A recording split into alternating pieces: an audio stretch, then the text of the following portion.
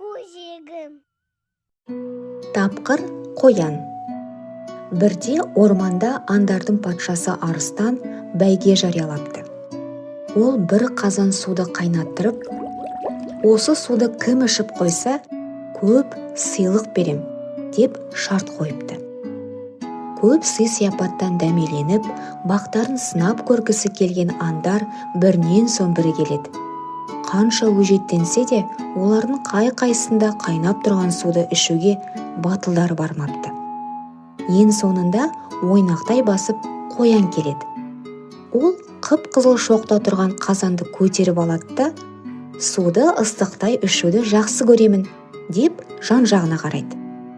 Ендеше іше ғой, дейді аңдар аң-таң қалып.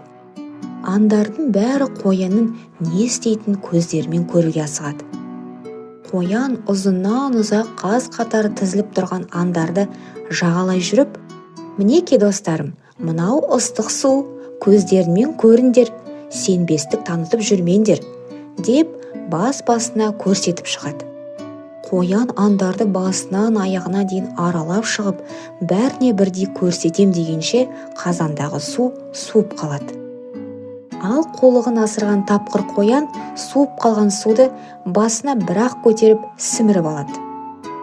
Таңданған аңдар ауыздарын ашып көздерін жұмады. Тіпті олар қоянға қызыға қарай бастайды. Алданған аң патшасы арыстан қоянға көп сыйлықтар беріпті. Міне нағыз ер деп мақтапты.